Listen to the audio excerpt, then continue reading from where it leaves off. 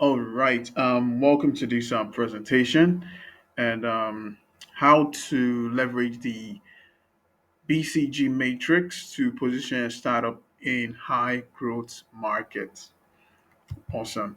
And a little bit about myself, which you may or may not know. I am Zion Thompson, co-founder and startup launch called a growth studio for startups, where we help them with go-to-market strategy and actually scaling. So let's dive right in. So we are what we'll be covering in this presentation is number one, what is the BCG matrix, then understanding the BCG growth share matrix and how it works, and we'll take a case study and so much more. So amazing, right? So I like starting with questions, especially on the topic that I'm covering. And today, the first I'm going to start with is what in the world is a BCG matrix? So it's that's just an acronym for Boston Consulting Group Matrix. So to go back to the beginning, um, Bruce Henderson, which was the founder of the Boston Consulting Group, in 1968 published an essay, and in the essay, he used the um, BCG Matrix to explain how companies can be well positioned in the marketplace.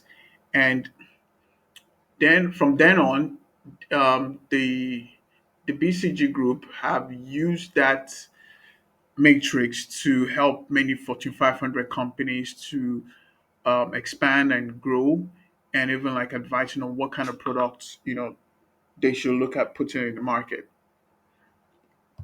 Now, to really like get down to it, so the BCG matrix is basically a planning model that uses graphical representation of a company's product and services in an effort to help the company determine what product or service it should keep, sell, or invest more in. So, in the diagram on the left, we see the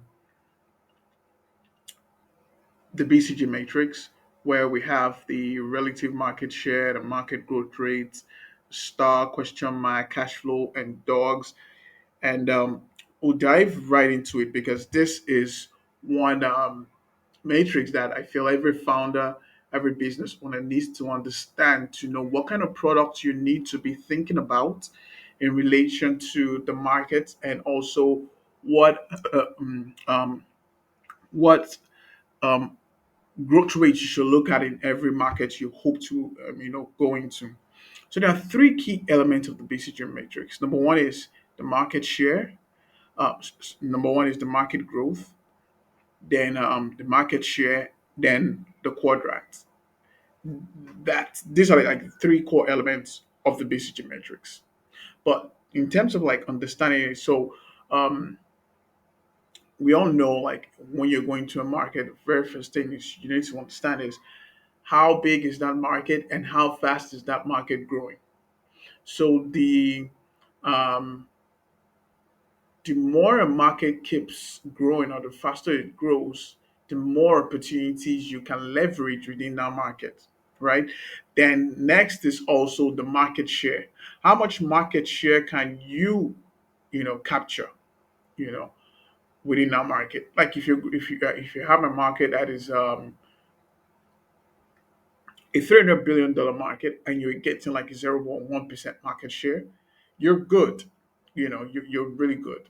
So you having that understanding, that perspective lets you know what kind of products should you be looking at and where are your products um, in the quadrant, and how should you invest, sell, how should you invest or sell to actually improve that product's positioning. So, like I mentioned, in every pitch deck, every founder creates everybody touches on the TAM, total addressable market, the SAM, serviceable addressable market, and serviceable obtainable market, and daily adopters. And this gives a very good perspective on the business and the market, because nothing really beats the market. If a market is good, then there are opportunities for all players within that same market. But if a market is not so good or it's shrinking, you know, then the chances of everybody, being extremely competitive is high. And so only this is survival of the fittest. And even the fittest within that market may not really able to capitalize a lot of revenue because it's just a shrinking market. The demand is, thinning down. Now, this is where understanding the BCG growth share matrix comes to play. Now, there are four quadrants in the growth share matrix. There's the star, there's the question mark, there's the cash cows, there is the dog. Now, let's start with the star. So, star basically is for high growth and high market share. So if you have a business, if you have a startup, or if you have a product that is in high growth and is in a high growth market and has a significant market share, you're really good, right? And so here we say these are basically star units are leaders in the category, and business or products that in this space have the um, potential to generate huge amounts of cash flow, which is very beneficial to the business. And when the market matures, this these businesses or these products become cash cows and they can now invest in many more business. I'm going to talk a bit about companies that we all know that are in this space. And this is where every business should look at playing in, being in a fast growth market that and holding a significant market share. Secondly is the cash cow. So we have cash cow represents low growth and high market share as well. So in this case, um, basically our products that probably have they are in low growth markets. It's not growing so fast, but the market share they hold is really good. Now, let me circle back a bit. Like if you go back to the star businesses. A very good one, which is going to be one of the case studies we'll cover, is Apple, right? Apple is a star business, and most of its products, particularly the iPhone, is actually in a high growth market, and they have a significant market share in that market. Same, so cash cow too as well. So in this is a product that have low growth, but they are also generating lots of revenue for the businesses. And there's so many businesses that are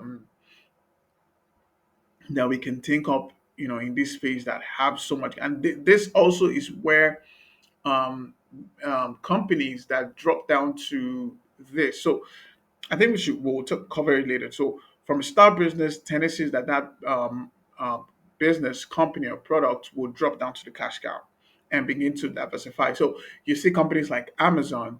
Amazon has built so much growth over the couple of years in the e-commerce space, and they have so much cash that they begin to invest in other businesses that would help to give them that strong positioning. So Amazon invests in Zappos and a couple of so many other businesses. So this is where the cash cow comes in. Having a business that has a very good market share, right? And although the growth rate in that market is not so much. And the dog, dogs are basically they are in low growth markets and they have low market share. And for a business or a product that has this, um, as a business owner, you need to really evaluate, whether to discontinue that product. I mean, we've seen companies like Google discontinue many of their product lines that weren't doing so well, and that's what you consider to be like a dog. It's it's in a low growth market and also has low market share. So you can discontinue it, or you can probably invest more, make some changes, R&D and stuff like that. But particularly looking into your business, if it's in the dog era, then you're not going to get very much from it except you make some adjustments. And last is the question mark. Question marks are, so to speak, like product or businesses that are in high growth markets, but they have low market share.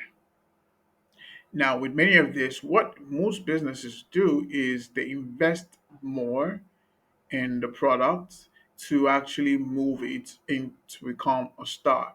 So, um, when you really analyze many startups that are starting out, probably they all start in the question mark area, right? They're in high growth market, whether it's fintech, e-commerce, they're in high growth markets, and but they just have no significant market share.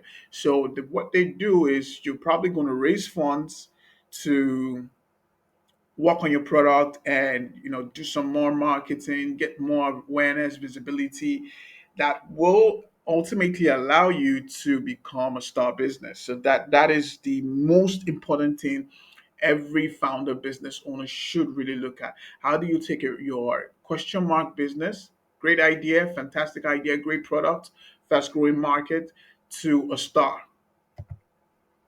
So this is now where it works, which you've touched on it a bit. This is now where it works much better. So there's a question mark, there's a star, there's the dog. So with dog, you might discontinue that product or like probably divest it. So ideally, what you probably most businesses that have great potential, like I mentioned, they will basically start in the question mark box. If you start in the dog space, it's really, really tough. So I'll advocate probably to start in the question mark quadrant, meaning you're in high growth markets, but you just don't have as much market share. So with that, you are going to either raise some money from friends, families, VCs, wherever, and invest in some visibility, product design, something that just makes you stand out, that will ultimately move you to the star. And most businesses, after becoming star for a while, they they definitely and are successful like that. They drop to the cash cows and begin to identify other question mark businesses. So this is basically how it works. The cash cow invests in question mark and also invests in star businesses, right? So depending on where you are, if you're new, if you are going into blockchain, you have a very new startup, you're probably in the star question mark box. So what you need to do is make a lot of investment. It could be your own fund, could be someone else's fund, whatever it is. There's going to be some investment to give it that visibility to move you to the star quadrant. Otherwise, um, it could be very very challenging. But hey, if it's a fast growing market, then there are opportunities there. You just need to make pivots, make some changes, adjustment, or invest more in marketing, and chances of you getting runway is you know really really high than if you're a dog. So now, if you look at all the African unicorns, Jumia, Andela, Opay, Flutterwave, you realize one thing: they were all in fast growth markets. Jumia e-commerce. We know how the e-commerce market goes. As at the time Jumia started, 2012, the internet penetration rate in Nigeria was still like picking up, but was still low. So by the time that began to climb, Jumia just like the demand for what they were doing just became more recognized and embraced. Into switch payment, Andela, which is staff hiring of outsourcing of staff too, because the continent has so many talents that positioning for many of them made it they need talents, and Andela trains talent here and sends them across the world. So the demand for talent in many of the big companies across the world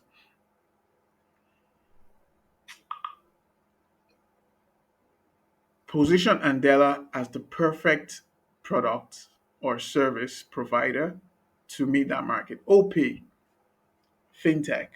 Flutterwave, fintech. Chipper Cash, fintech. Foreign, fintech. All fast growing market.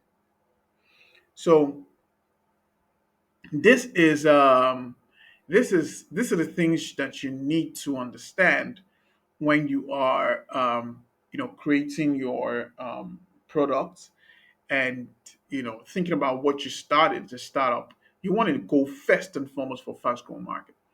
If it's not a fast growing market, my bet is stay away from it. It's not going to be worth it. It has to be a question mark, and in other words, it's either going to be a question mark or it's just going to be a star business. But and except if you're coming with a lot of cash, like if you are like the Elon Musk that sold PayPal and had money, and you have some cash, sure. But your chances of success are much higher if you start as a question mark or as a star. And yeah, of course, cash cow. So I want to touch on a case study on the BCG Matrix. So Apple, right? I can use so many examples. I just want to use Apple because of um, the playbook they use is very strategic that anybody can really implement and see meaningful traction. So Apple with the iMac back in the day sold lots of products. Now Apple started out as a computing company in the computer space, but the company has evolved over time. Now, when you look at Apple and its products, you'll like look at it from the standpoint of, oh, this is a great product. But in the reality of it is those are very strategic placed products in different markets. So we have the Apple with the iPod. iPod went into the music industry. That was a big market. Now imagine coming into that market, a fast growing market where there's demand with a very innovative product, right? That's just like takes off. The Apple Store, creating a very unique experience for their customers. Then they come in with the iTunes, still serving the music market, because the music market, like I'm saying, you have to understand the market that you're going for. Music shapes culture. Everybody knows that. And Apple went for this market from a culture standpoint. They went into it from a growth standpoint. And the consumer behavior in the music market will move anywhere there are trends. So Apple rolling out the iTunes and the iPod was very, very strategic placed. Then there's the iPhone. Now, as at the time Apple was launching the iPhone, most phones were with keypads. Apple was one of the first uh, companies to roll out the touchscreen technology, which was very, very innovative. And that just revolutionized that. So they literally disrupted the smartphone space because if you recall, there was BlackBerry, and BlackBerry had QWERTY keypads, and Apple came with touchscreen.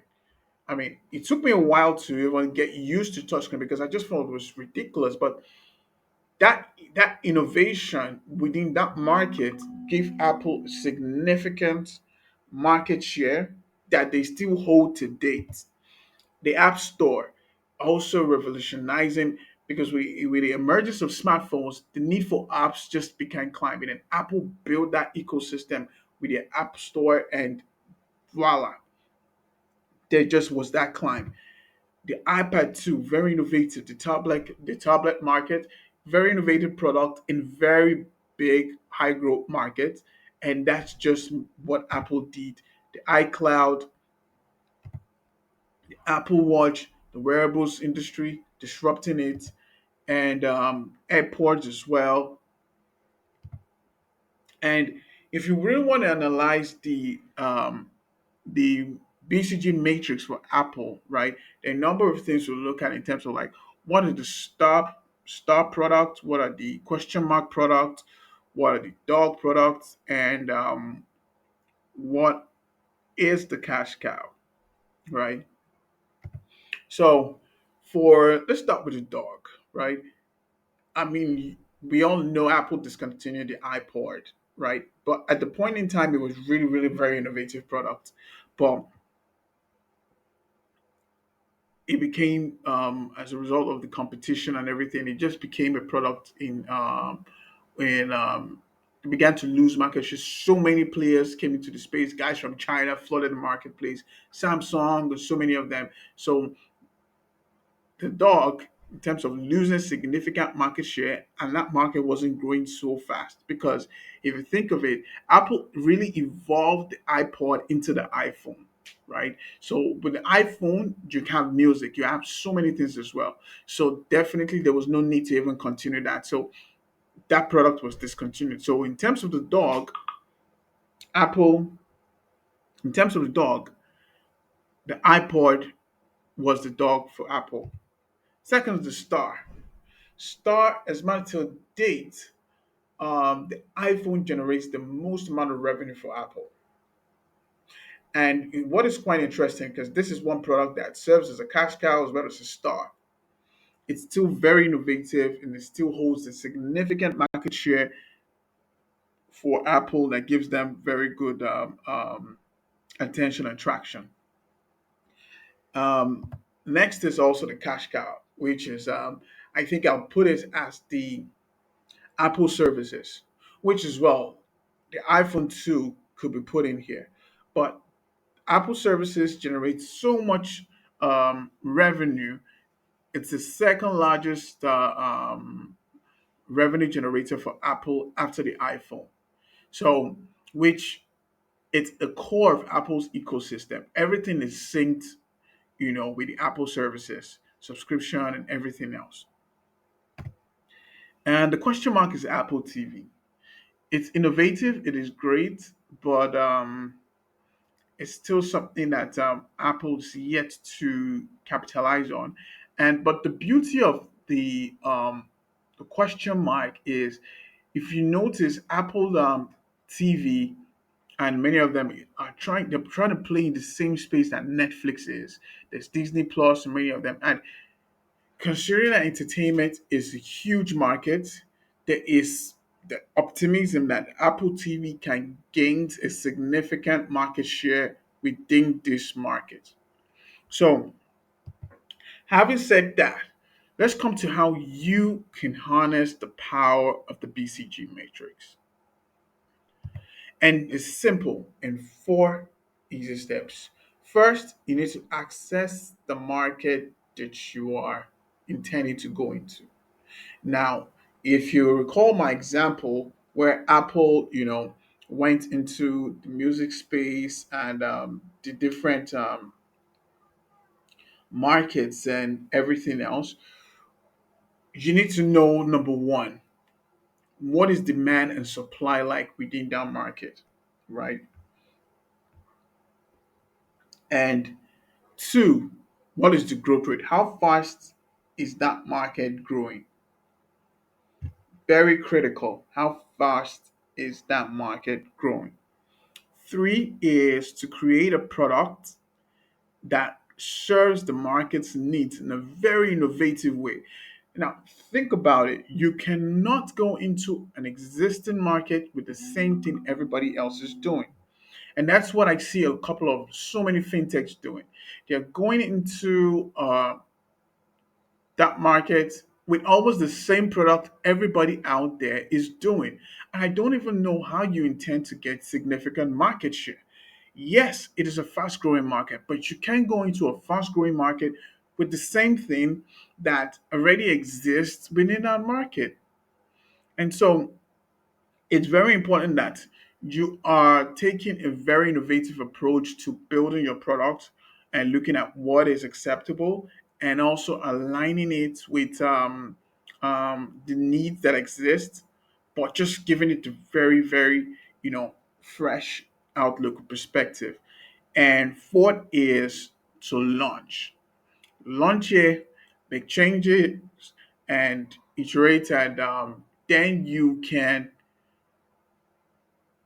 evaluated just looking at the BCG matrix.